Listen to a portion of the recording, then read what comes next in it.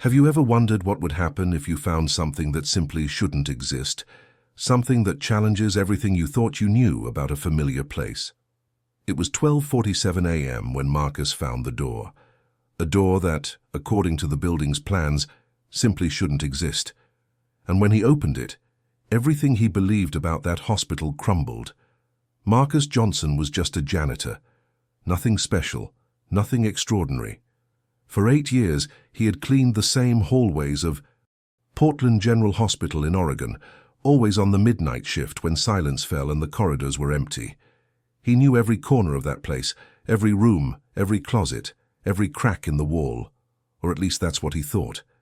Have you ever had that strange feeling that something is out of place, even in an environment you know like the back of your hand? That's exactly what Marcus felt on that cold Thursday in November. As he was waxing the third-floor hallway, following his usual route, something caught his attention. There, hidden between two medical supply cabinets, was a grey door. No number, no nameplate, nothing to indicate where it led or why it was there. Marcus stopped instantly. His heart began to race. That door. He swore, he really swore. He had never been there before. And the strangest thing of all, it was ajar, with a faint, yellowish light leaking from inside, as if someone had forgotten to turn it off. Stay with me until the end, because what comes next will leave you speechless. Marcus knew he should have left. He should have finished his work, clocked out and gone home as he always did. But you know that curiosity that seems to scream inside you? That voice that says, just a peek? That's exactly what he felt. His hand touched the cold doorknob.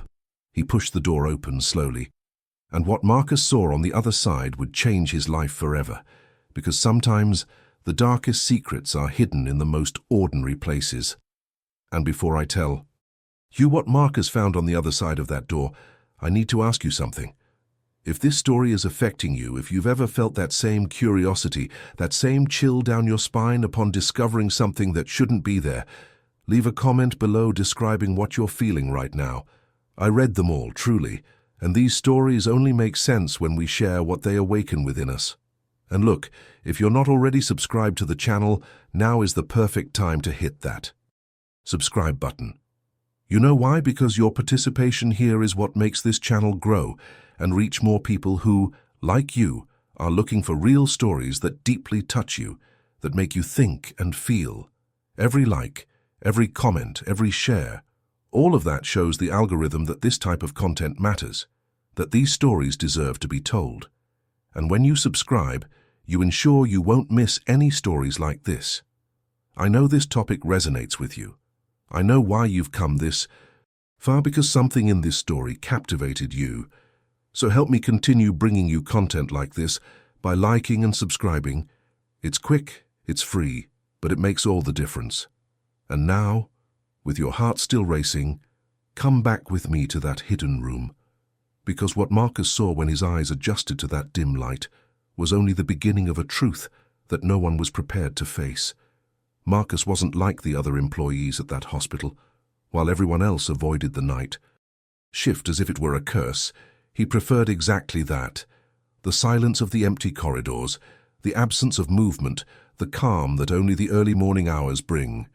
No hurried doctors rushing from one side to the other, no crying families in the waiting rooms, no constant noise of stretchers and alarms. Just him, his cleaning cart, and the solitary echo of his own footsteps. For most people, that would be depressing. But for Marcus, it was exactly what he needed. He liked solitude, or rather, he needed it. Have you ever gone through such a profound transformation that it completely changed the way you see the world? Marcus did. 3 years ago, he lost his wife in a car accident. Sarah was everything to him. The person who made him laugh, who understood him without needing words, who gave meaning to ordinary days. When she left, something inside Marcus went out with her. He could no longer cope with crowds, with noise, with the normality of life moving on while his had stopped. That's why he chose the early morning hours. There, between the silence and the twilight, he found a kind of peace. It wasn't happiness, but it was bearable. It was a way to continue existing without having to pretend he was okay. For 8 years, that job was his silent therapy. Marcus knew every detail of that hospital. He knew where the paint was peeling, where the floorboards creaked, which corridor had a flickering light. He had an almost religious routine. He started on the ground floor, went up to the first floor, then the second, and finally the third. Always in the same order, always with the same movements. This predictability calmed him. It was comforting to know exactly what to expect. But that cold Thursday in November would shatter all that predictability. Because sometimes life puts in our path exactly what we weren't looking for. And that's exactly what happened to Marcus. He was waxing the third-floor hallway, headphones playing soft music, when something unusual caught his attention. A door. Grey, no number, no sign, hidden between 2 medical supply cabinets, as if it had been there for years, but at the same time, as if it had just appeared. Marcus slowly removed his headphones, as if the silence could explain it. His heart began to beat faster. That door shouldn't be there. He was absolutely certain of it. He had walked down that hallway hundreds, maybe thousands of times, and that door had never ever been there before. But the most disturbing thing wasn't just her presence, it was the light. A faint yellowish light seeping under the half-open door, as if someone were inside, as if that place had a life of its own, hidden from everyone's eyes. Marcus felt a chill run down his spine. You know that moment when your instinct screams at you to leave, but your curiosity pulls you forward? That's exactly what he felt. Part of him wanted to finish his shift, leave, and forget about it. But another part, the part that was still searching for answers to so many unanswered questions in his own life, needed to know, needed to understand what was on the other side of that door that shouldn't exist. And what comes next will change everything you thought you knew about hospitals, secrets, and the decisions we make in the name of love. With a slightly trembling hand, Marcus carefully pushed the door open. The slow creak of the hinges echoed through the empty hallway, and a chill ran down his spine in a way he couldn't explain. It wasn't just the icy air escaping from that room. It was something deeper, something that stirred his soul. The environment before him seemed frozen in time, as if forgotten decades ago. Dust covered every surface, dense and untouched, floating in the air whenever he moved. A single lamp hanging from the ceiling flickered erratically, casting distorted shadows on the peeling walls. This place bore no resemblance to the rest of the modern, clean hospital Marcus knew so well. In the center of the room, almost like an abandoned altar, was an old hospital bed. The rusty metal on the sides, the sheets yellowed with age, everything there screamed abandonment. But what was most disturbing was that it seemed to have been left in haste, as if someone had run off and never returned. Beside the bed, on a small, decaying wooden table, lay an open medical folder. Marcus felt his legs grow heavy. He didn't want to approach, but at the same time, he couldn't resist. It was as if that room was calling. To him, as if there was something there he needed to see, even if he didn't want to. He took 2 slow steps toward the small table, his eyes focused on the yellowed pages of the medical file. And then, when he read the handwritten name on the chart, his whole world collapsed. Sarah Johnson, 2019. Marcus felt the air leave his lungs.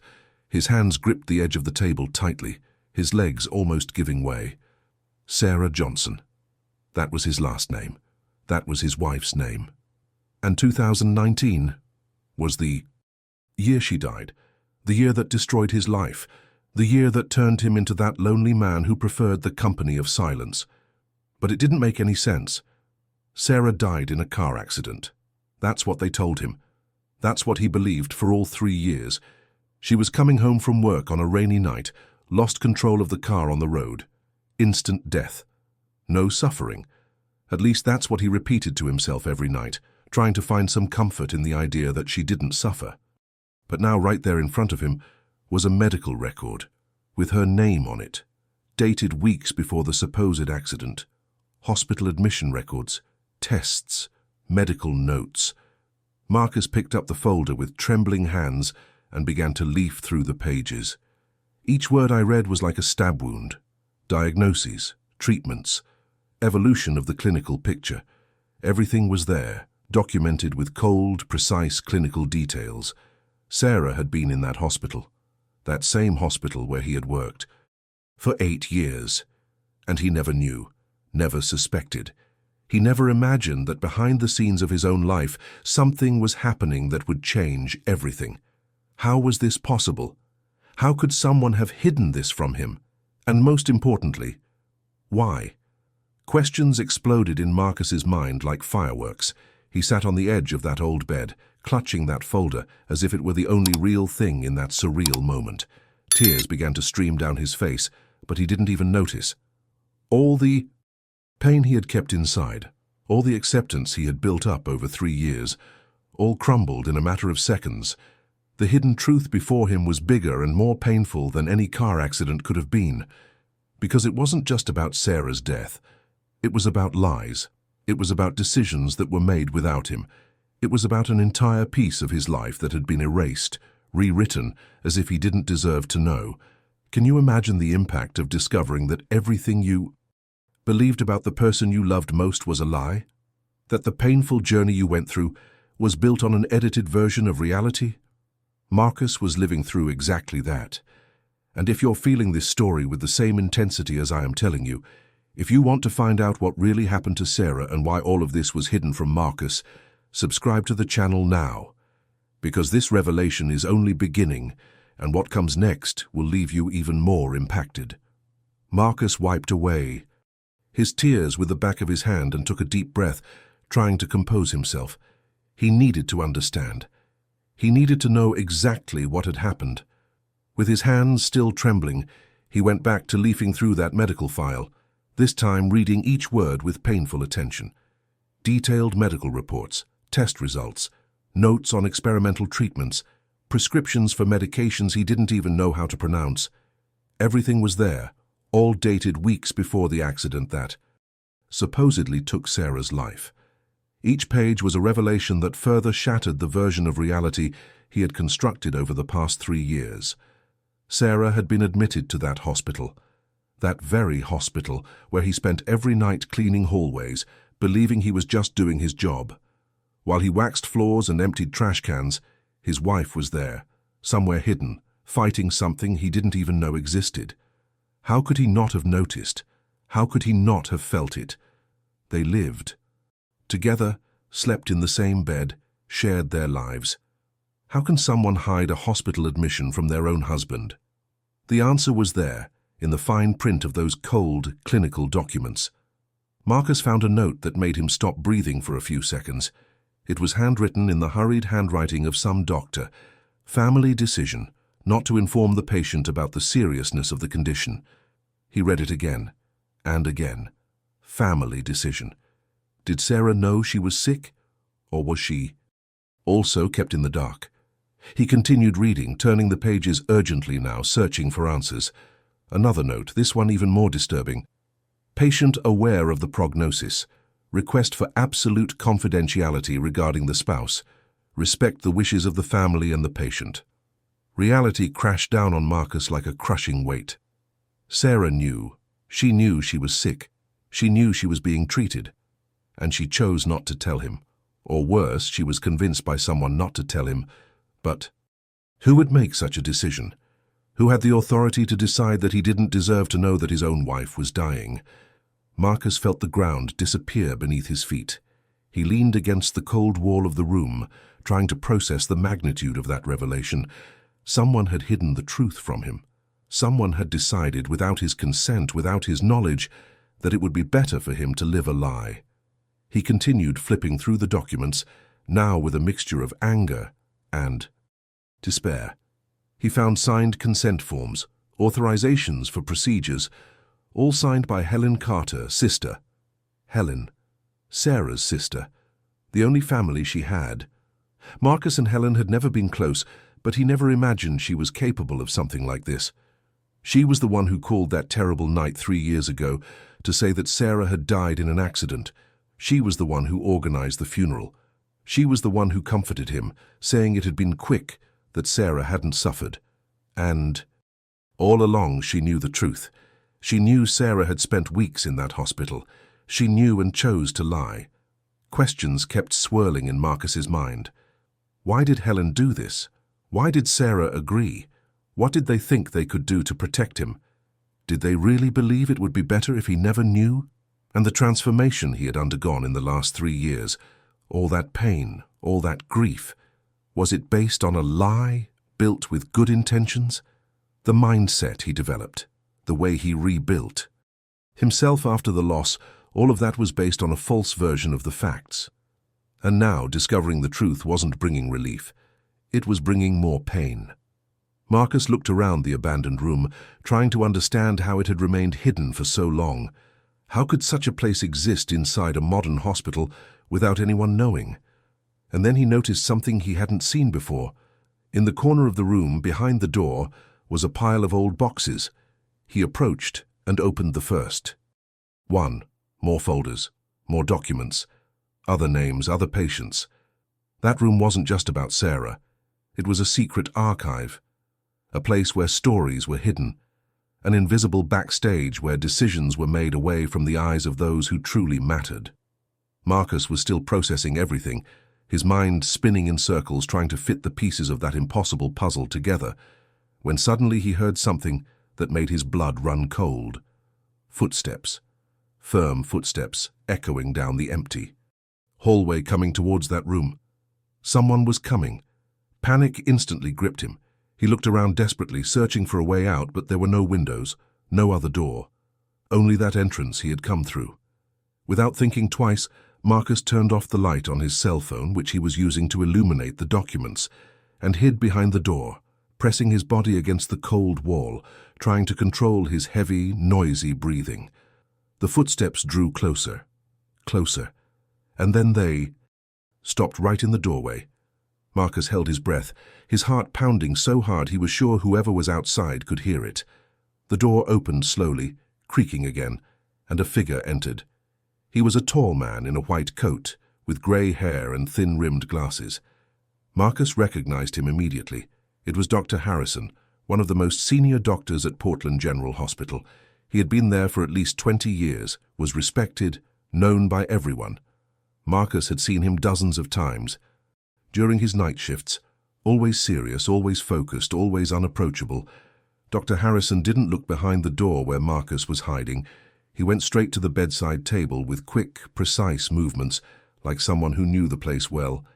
He picked up the medical folder Marcus had left open and murmured something softly but loud enough for Marcus to hear. "It shouldn't be open here." His voice had a tone of irritation mixed with concern. He slammed the folder shut, looked around. The room suspiciously, as if he sensed something was out of place, that someone had been there. Marcus held his breath again, trying to blend into the wall, praying not to be discovered. The doctor stood there for a few seconds that seemed like an eternity. He scanned the entire room, checking every corner, every shadow. Marcus could feel the sweat running down his back, his legs trembling slightly. If Dr. Harrison took just 2 more steps to the right, he would see him. And then, what would happen? How would he explain what he was doing there, in that room that shouldn't exist, handling documents that were clearly confidential? But the doctor didn't approach. He simply picked up the folder, tucked it under his arm, and left the room with the same haste with which he had entered. Marcus was about to breathe a sigh of relief when he heard the most terrifying sound possible at that moment, the unmistakable click of a key turning in the lock. Dr. Harrison had locked the door. From the outside, Marcus was trapped. He waited a few seconds, listening to the doctor's footsteps fading down the corridor until they disappeared completely into the silence of the early morning. Only then did he emerge from behind the door and run to the doorknob, trying to open it. Nothing. Locked. He pulled hard, shook, pushed. Nothing worked. He was locked inside that forgotten, hidden room, which didn't even appear on the hospital maps. Panic began to rise in Marcus's throat. He grabbed his cell phone and tried to call someone, but there was no signal. The thick walls of that place blocked any connection. He was completely isolated. Nobody knew he was there. Nobody would come looking for him until the end of their shift, at least 4 hours from now. And even if they did, how would they find a room that officially didn't exist? Marcus leaned his back against the door and slid down to the floor, sitting there, trying to think clearly. The emotional impact of everything he had discovered, added to the fear of being trapped there, was beginning to weigh on him. But amidst that despair, a decision began to form in Marcus's mind. If he could get out of there, if he could get home safely, he wasn't going to let it go. He wasn't going to pretend he'd never seen that folder, those documents, that hidden truth about Sarah. He was going to find answers. He was going to confront whoever was necessary. Because now he knew that the painful journey he had endured for the past 3 years was built on lies. And he deserved to know why. He deserved to know the whole truth, no matter how much it hurt. And if you're as invested in this story as I am in telling it to you, if you also want to find out how Marcus will get out of this situation and what else he'll discover about Sarah, subscribe to the channel now. Because what comes next will leave you speechless, and you won't want to miss a single second of this revelation. Marcus sat on the floor of that room for a few minutes that felt like hours, trying to control the panic rising in his chest. He needed to get out of there. He needed to think. Then, his mind still racing, he stood up and looked around for anything that could help him. That's when he remembered his cleaning cart that he had left in the hallway just before going in. He had tools there, screwdrivers, spatulas, objects he used to open locked cabinets or fix small problems during his shift. But the cart was outside. He needed to improvise. Marcus rummaged through his uniform pockets and found a small metal spatula he always carried with him. It wasn't ideal, but maybe it would work. He knelt in front of the old rusty lock and began to work, trying to force the mechanism from the inside. His hands trembled, both from nervousness and adrenaline.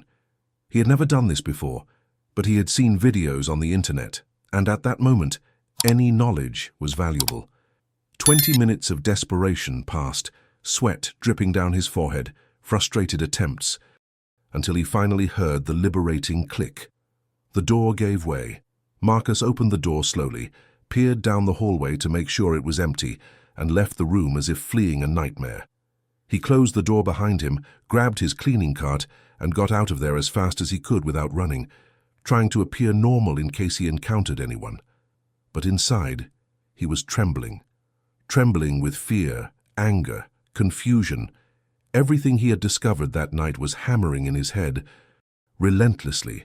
Sarah, the medical file, Dr. Harrison, that haunted room. Nothing made sense, but at the same time, everything was beginning to fall into place in a terrifying way. He finished his shift on autopilot, cleaning the hallways mindlessly, just going through the motions until he could finally clock out and leave. When he got home, it was almost 6 in the morning. He took a long shower, trying to wash away the feeling of dirtiness that wasn't physical, but emotional. He couldn't sleep. He lay in bed staring at the ceiling, going over every detail in his mind. He couldn't let it go. He needed answers. He needed to understand what had happened to Sarah. He needed to know why everything had been hidden from him. The next day, Marcus returned to the hospital, but this time during the day.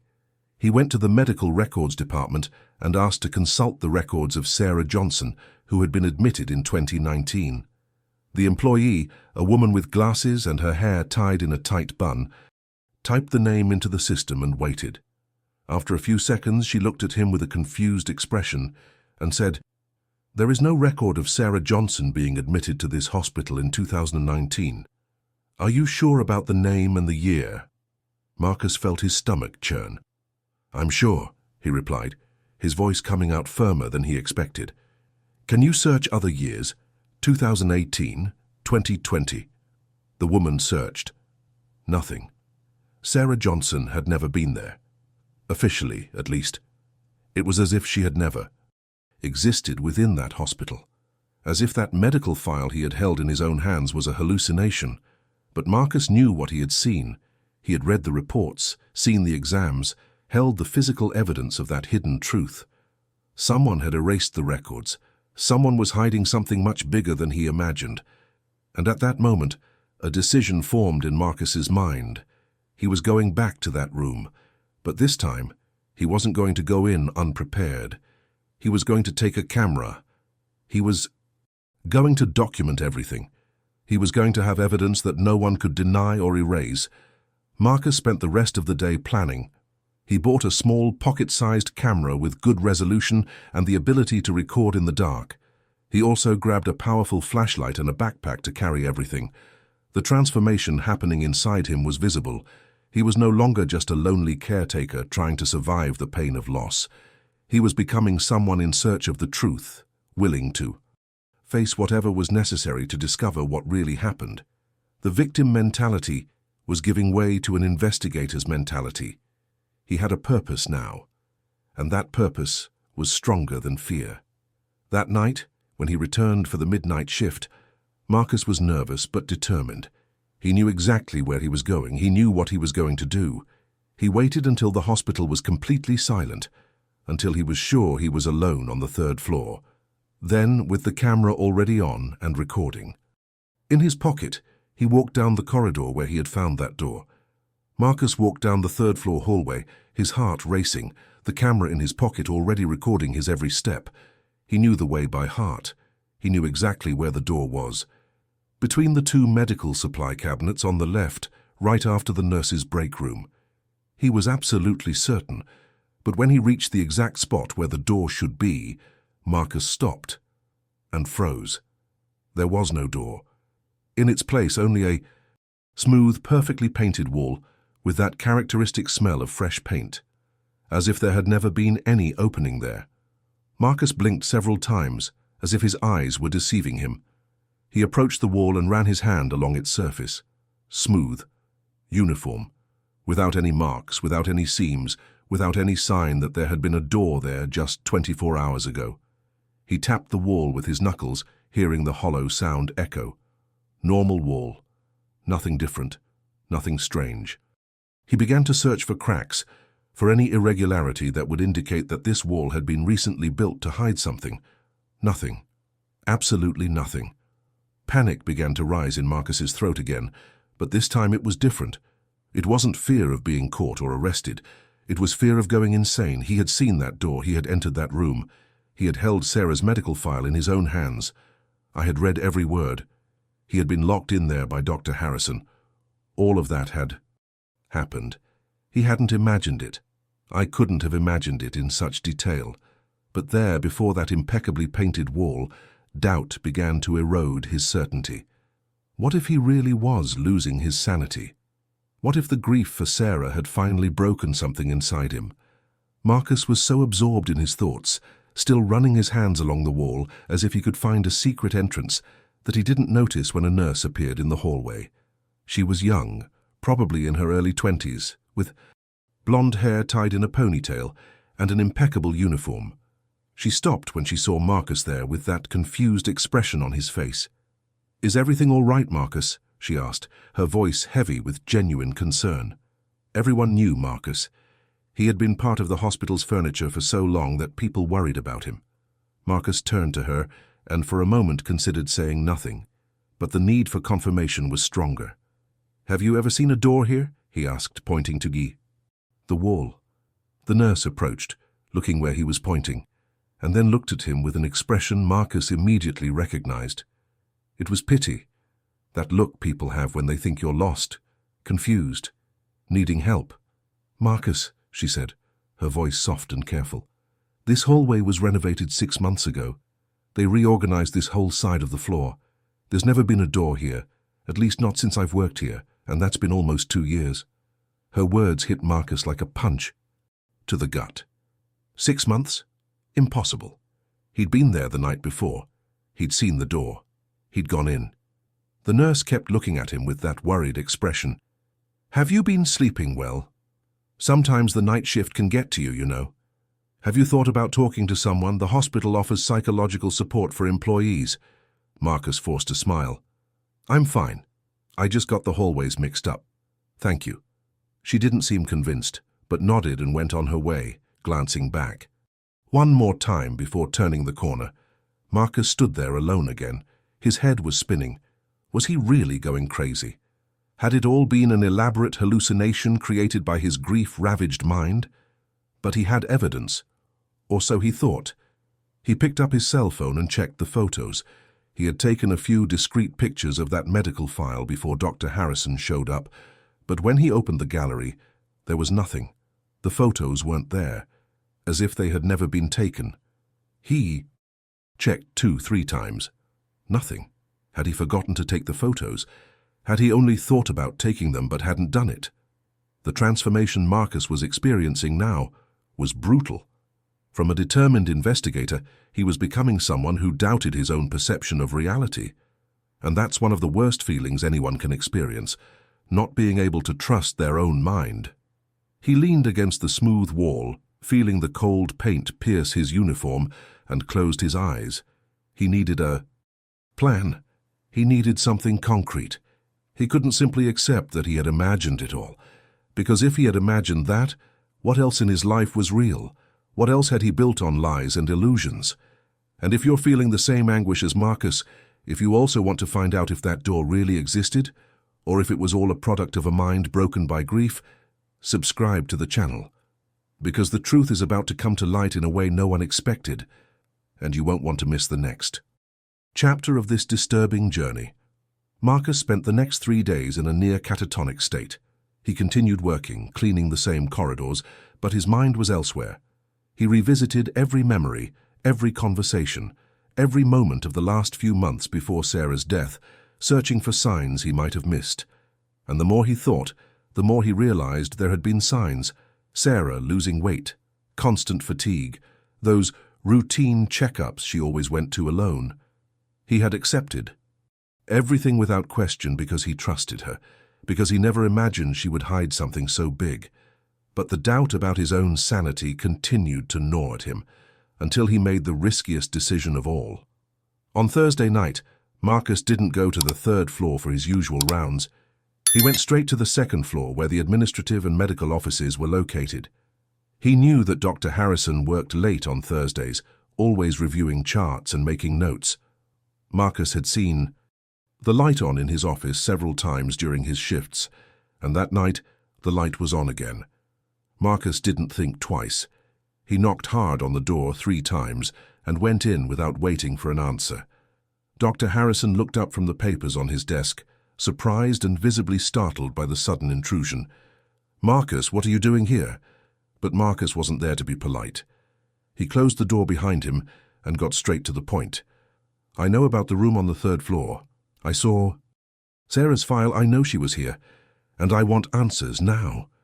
His voice was firm without trembling, carrying a determination he didn't know he still possessed. Dr. Harrison paled. For a few seconds he just stared at Marcus, as if calculating whether to deny, lie, or run away. But then something changed in the doctor's expression. Perhaps it was tiredness, perhaps it was guilt, perhaps it was just the weight of carrying that secret for so long. He sighed deeply, took off his glasses, and ran his hands over his face. "Sit down," he said, pointing to the chair in front of the desk. Marcus sat down, but maintained a tense posture, his eyes fixed on the doctor. "I'm going to tell you the truth," Dr. Harrison began, his voice low and tired. "But you need to understand that what was done with good intentions, even if you don't agree." And then he confessed everything. Sarah had been diagnosed with terminal pancreatic cancer in August 2019. She had come to the hospital alone after weeks of experiencing pain that she had hidden from Marcus. When the results came back, the prognosis was devastating, perhaps 3 months at most. The tumor was inoperable. The available treatments would only prolong the suffering without guaranteeing more time. Sarah was in despair. She didn't know how to tell Marcus. She didn't know how to destroy his life with that news. That's when her sister, Helen, suggested something unthinkable. Helen thought it would be better if Marcus didn't know. That it would be better for him to remember his wife healthy and full of life, instead of seeing her wither away in a hospital bed. Sarah, frail and afraid, eventually agreed. And Dr. Harrison, who had seen so many families destroyed by difficult decisions, agreed to facilitate this. The hospital had a discreet, almost secret program for terminally ill patients whose families desired complete privacy. An isolated room, off the official records, where people could spend their last days away from prying eyes and medical bureaucracy. Sarah was admitted there. She spent her last weeks being cared for, receiving palliative treatment, with Helen by her side. And Marcus never knew. When Sarah passed away in November, Helen and Dr. Harrison fabricated the story of the car accident. They falsified the police report with the help of contacts Helen had. They arranged a private funeral, immediate cremation. Marcus never had the chance to say goodbye. Never had the chance to say his last words. Never had the chance to be by the side of the woman he loved when she needed him most. They thought they were protecting you, Dr. Harrison said, his voice choked with emotion. They thought it would be easier for you, but I always knew it was wrong. And when you found that room, I knew the truth would eventually come out. Marcus sat in that chair, tears streaming down his face, feeling the weight of 3 years of lies collapsing on top of him. It wasn't madness. It wasn't a hallucination.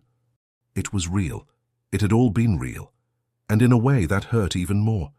Because it meant that the people he trusted had chosen to lie to him. They had robbed him of the right to be present at the most important moment. The impact of that revelation was greater than any pain he had ever felt.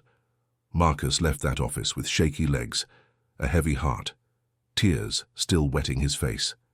He walked aimlessly through the empty hospital corridors, just walking, trying to process everything he had just heard.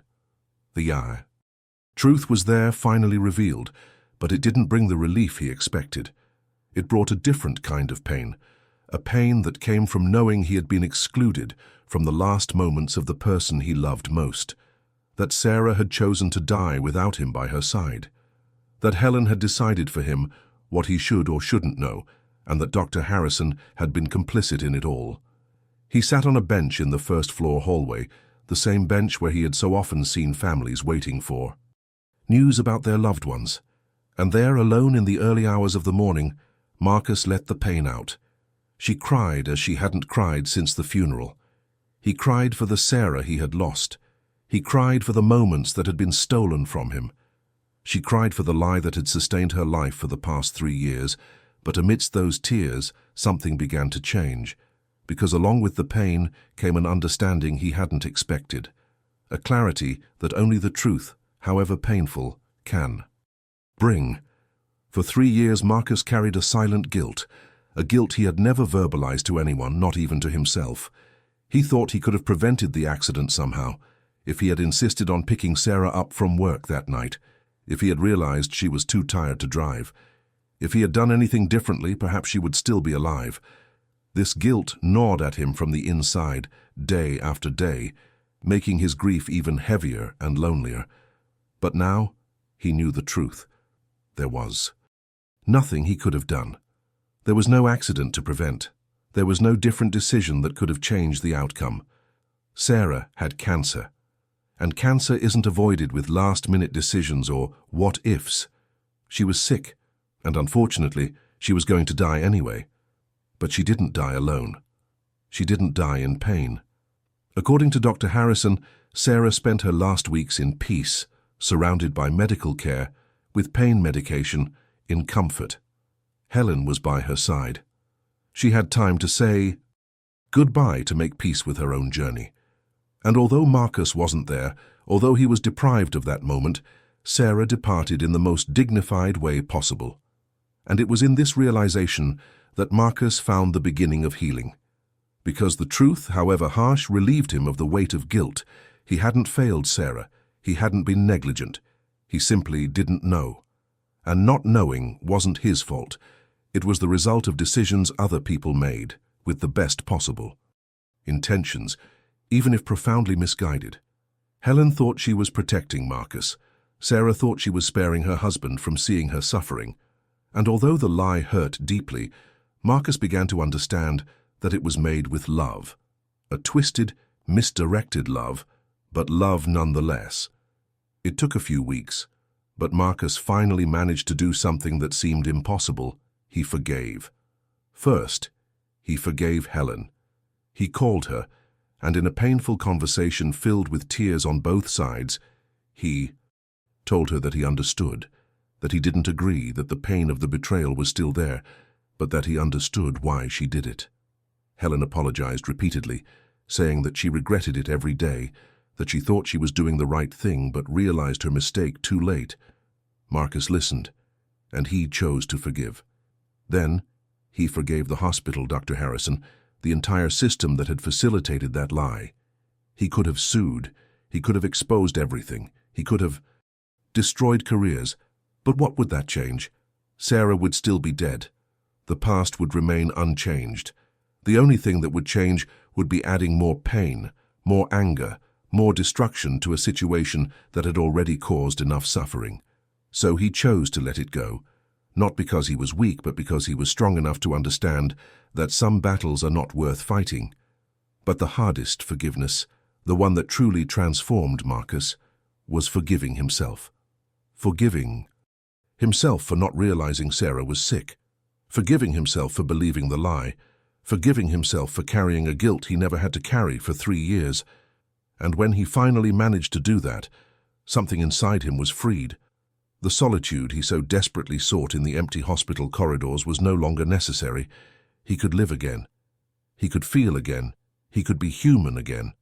And if you're following this profound transformation of Marcus, if you too have gone through a difficult forgiveness process, subscribe to the channel, because the conclusion of this story will show you how a room that wasn't on the map ended up becoming the map that led Marcus back to life. Today, almost a year after that night that changed everything, Marcus still works at Portland General Hospital.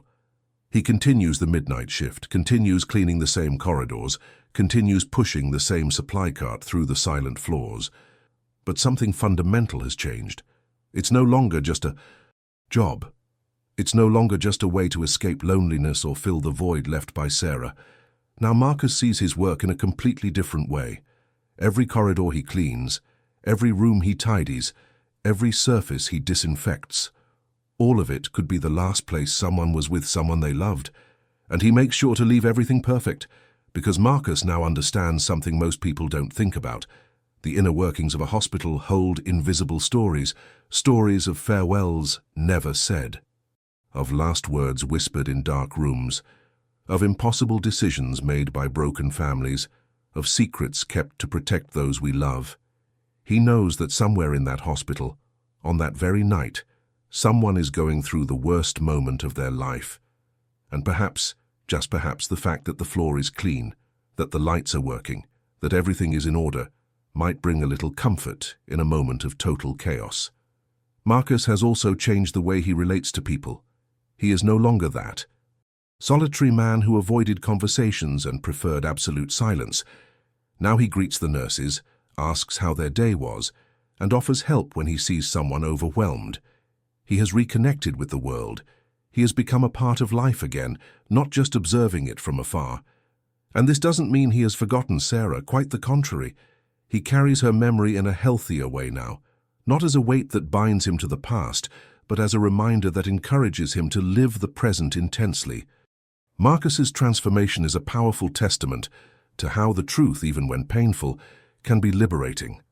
For 3 years, he lived in an edited version of reality, carrying guilt that wasn't his, asking questions that would never have answers. But when the truth finally came to light, even destroying the narrative he had constructed, it also set him free. Because there is no real healing without truth. There is no true peace built on lies, however well-intentioned they may be. And that ghost room, that place that wasn't on the hospital map, ended up being exactly what Marcus needed to find. Not because it brought easy or comfortable answers, but because it forced the right questions. Because it set him on a journey of discovery that, although painful, was necessary. That room was the trigger that started his true healing. It was the place where the lie began to unravel and the truth began to emerge. And in the end, it was what brought him back to life. Marcus learned that sometimes the details we don't see are the ones that carry the most important stories, the conversations that don't happen, the truths that remain hidden, the decisions made behind the scenes, far from our eyes. All of this shapes our lives in ways we can't even imagine. And although he would have liked to have had the chance to say goodbye to Sarah, to be by her side in her final moments, he now understands that their love wasn't defined by that absence. It was defined by all the years they had together. by all the memories they built, by everything they shared while she was alive and healthy. And here's the question Marcus wants to leave you with, not just the viewer, but yourself every day. How many invisible rooms exist in your own life? How many truths have you yet to discover, or perhaps aren't ready to face? How many stories are unfolding behind the scenes of your existence, hidden behind walls you don't even know exist? And more importantly, are you willing to look for those doors? Are you ready to open them, even knowing that what's on the other side could change everything you believe? Because Marcus's journey teaches us that the truth always finds a way to emerge, always. It may take days, months, years, but it comes. And when it comes, you have two choices. Let it destroy you or let it transform you. Marcus chose transformation. And if you've made it this far, I know this story touched you in some way. Maybe you identified with Marcus's pain.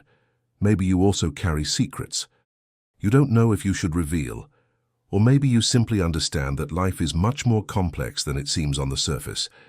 Whatever the reason, thank you for staying with me until the end. Truly.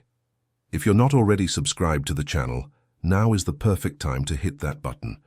Because I bring you real stories like this every week, stories that make you feel, reflect, and see the world in a different way. And if you want to continue this journey with me, subscribing guarantees you won't miss any of them. Leave a comment below saying I'm with you until the end if you've made it this far. I read all the comments, and knowing you've been here from beginning to end means a lot to me. That's what shows that this type of content makes sense, that it's worth continuing to tell these stories. And of course, if this story touched you, leave a like. It's not just a button, it's a way for you to tell me that this message reached you, that Marcus's story mattered, and that makes all the difference. Now there's a video over here that complements everything we've talked about here. It's about the secrets we carry and the weight they have in our lives. Click and continue watching. I'll be waiting for you. See you soon.